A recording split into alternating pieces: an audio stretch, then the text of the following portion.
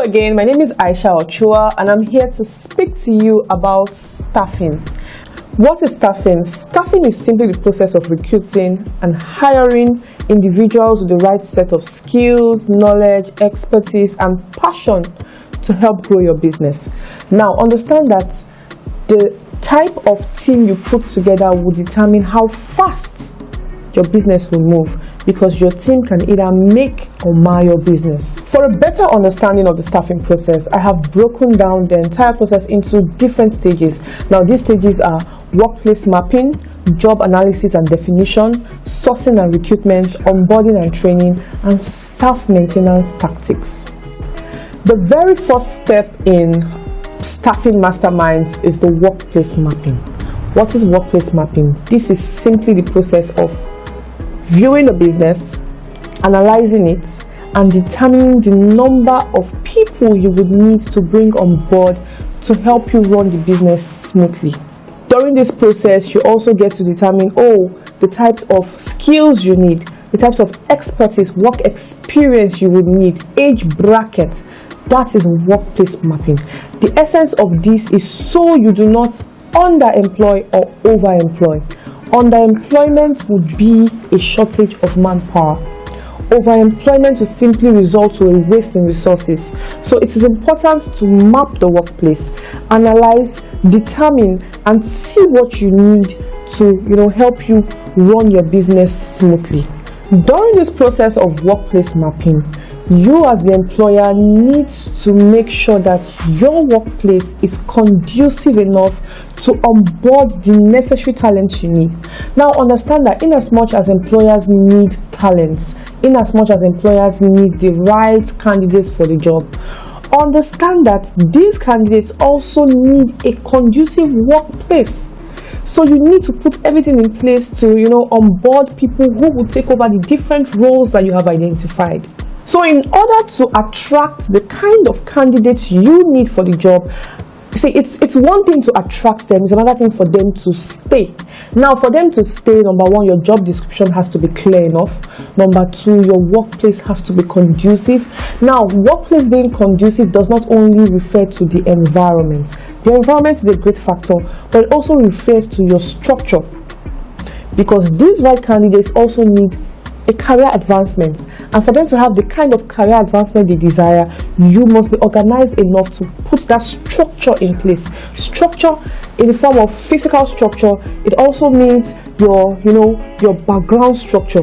By background structure, I mean your rules, your regulations, your procedures. So it is one thing for you to attract the talents you desire for your business advancement, and a totally different thing for you to have the ability to keep them, and a great factor lies on your type of workplace mapping. Now, the very next step after the workplace mapping is the job analysis and definition. It is extremely important to define every role so that candidates who intend to apply for the job understand beforehand what they're getting themselves into.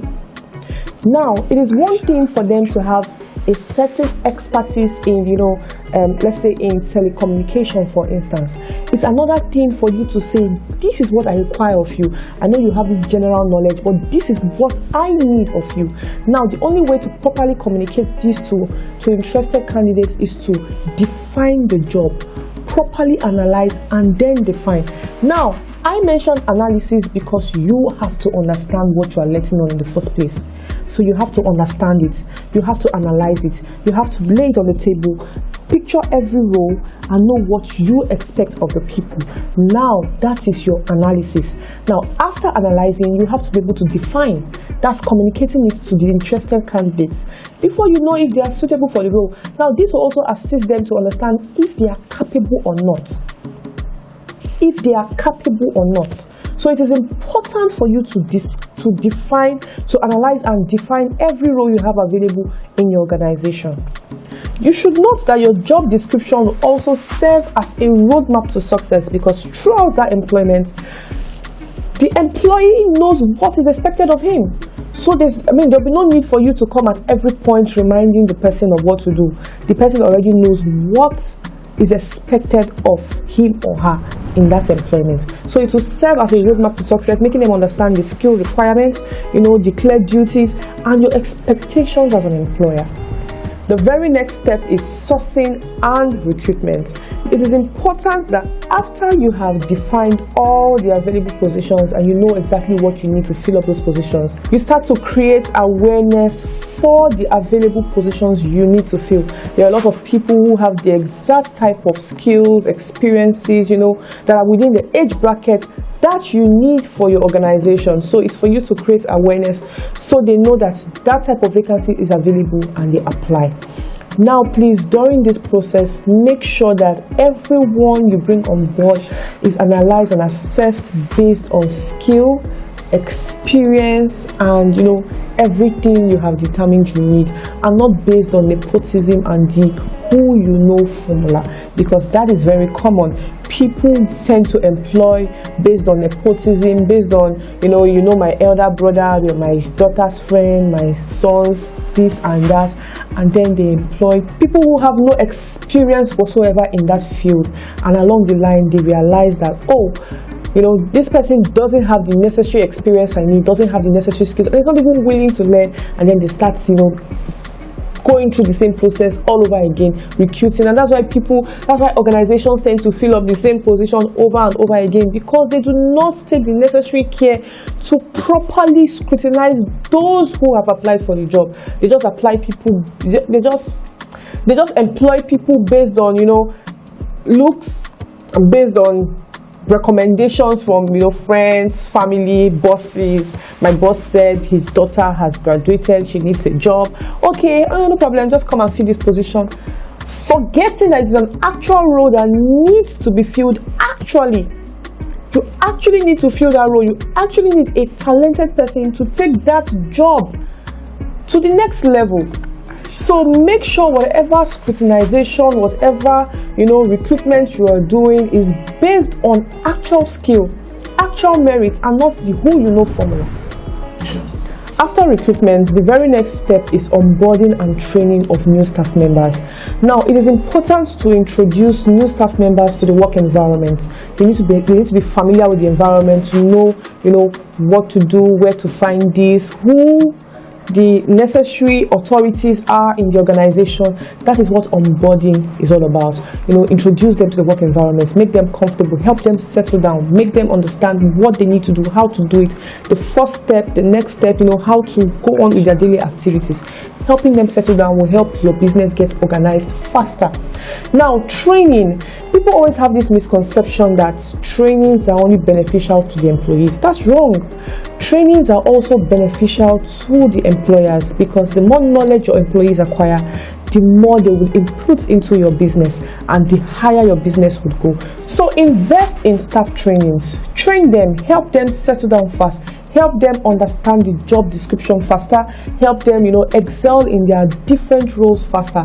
That way they will have a more settled mind to give you exactly what you need for your business growth. Having assessed all of that, let's move to what I consider the most important part of staffing, and this is the staff maintenance tactics. What is this about? These are the different ways to keep your members of staff in your company. It is one thing to employ the qualified personnel, it's another thing to make them stay. So how do you intend to keep them after employment? What are the tactics you have put together? What are the strategies? What are the incentives you put together to make them stay with you for years? There are companies that have had staff stay with them for 5 years, 10 years in a company, and the members of staff are also growing. They grow as the company grows, whereas there are companies that are always putting out vacancies every other month. So what are the staff maintenance tactics you have put in place to help your staff be more settled in your company, and to help you have business stability also? Because trust me, employing different people to fill a particular vacancy every other month will also destabilize your business, because different hands, there'll be no advancement in that field. But when somebody is settled in the position, understands the job description, has fallen in love with that position and the company, the person will put in a lot into the company. So it will no longer be like an employment, it will be like something the person is doing because the person is dedicated to the cause. For the purpose of this conversation, let us break down the staff maintenance tactics into 9 different steps. These are just 9 different easy points to help you understand, how to keep the different things to do to keep members of your staff at bay. Now, these 9 steps are: number 1, positive leadership, effective communication and conflict resolution, employment involvement, workplace balance, compensation, benefits and bonuses, skill development and trainings, employee recognitions, awards and promotions, payments of salaries, and brand culture. The very first one is positive leadership. Listen, I tell you this authoritatively. The leadership strength of every organization determines 90% of the staff's involvement. Now, the level of maturity, professionalism, and skills that the leaders apply in conducting their own business will determine how well and how seriously members of staff will take the business. If you do not take your own business seriously, I promise you, members of your staff will not take your business seriously. If you take your business, to your chest, members of your staff can see that you will give anything for this business. They see the level of dedication, the level of maturity, the commitment you attach to your business. They will have no choice than to apply the same energy to that business, and that will lead to business growth. So the level of maturity that members of the leadership team apply to the business will determine how the staff take it. So that is the very first step. And you need to respect members of your staff. Respect is reciprocal.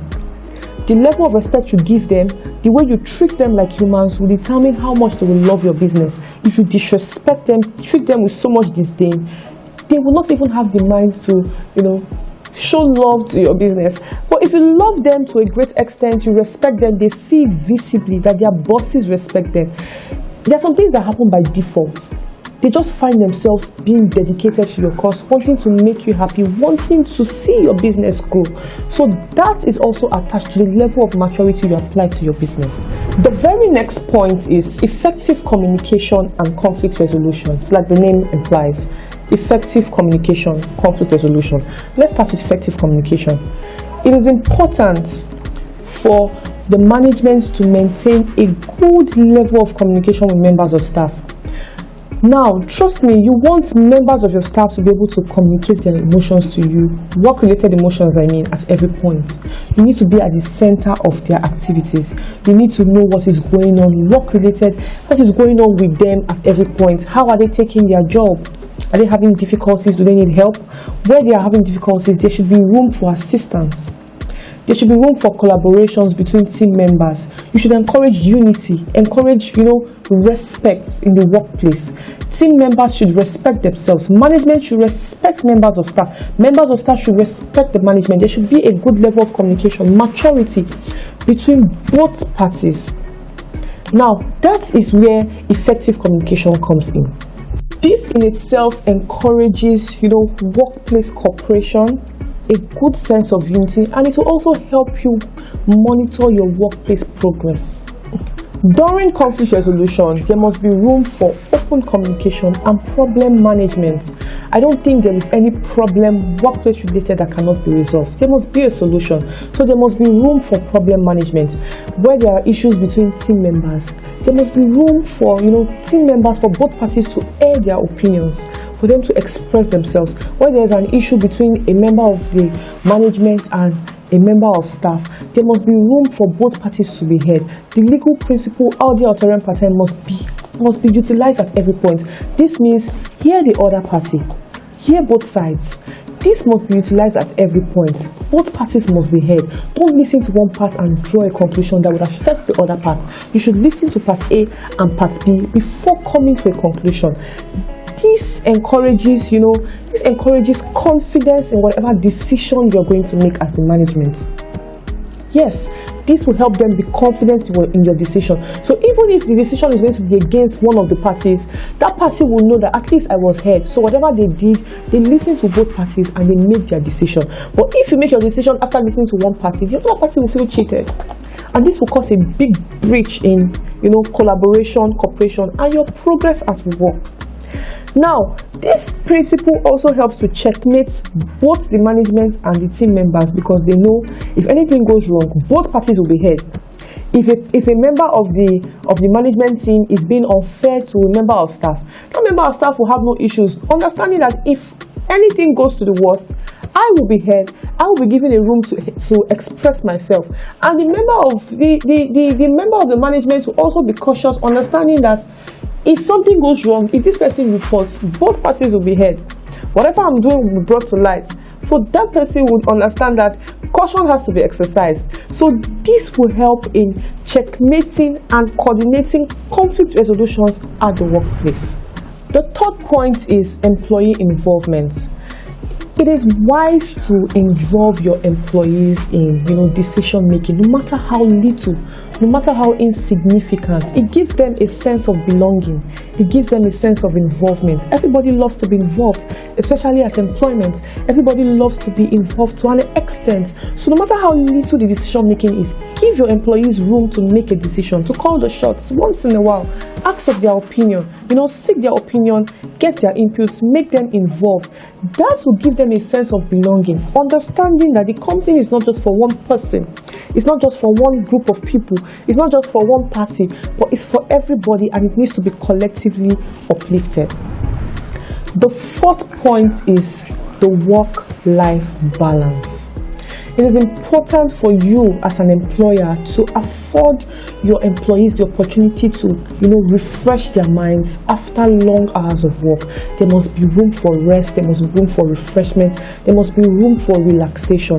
Don't overflog members of your staff. It's even under the Labor Act. Don't overflog them. Don't overwork them. When they work during the week, allow them to rest during the weekends. Now, see, refreshed minds will give you more productivity. When your workers are refreshed, when they have had enough rest during the weekend, when they resume work for the new week, they will be more productive. But once you make them work during the week, still make them work during weekends, and you want them to continue working the next week, they will be stressed, because see, there's a local slang that says body no be firewood. Truly, body no be firewood. Every man needs to rest. So understand that you're not the only one that needs to rest. No matter the amount of money you think you can pay them for the extra load, they need to rest so they can be more productive at the place of work. The fifth point is compensations, benefits, and bonuses. I promise you, this is an expo. This is an easy way to retain skilled personnel. Everybody loves to be compensated for extra work done. Everybody loves to be, to get benefits, periodic benefits from the company. It sounds good. Bonuses, periodic bonuses, such as periodic salary increments, health bonuses, leave allowances. So it's a good incentive. It's a good way to make them feel appreciated. It's a good way to keep them, to make them, when people get bonuses outside their main salary, it gives them this feeling of being appreciated, being seen, like, oh, my company sees that I work extra. They see the extra efforts I put into my job, and they are compensating me for it. So you should incorporate that into your work processes.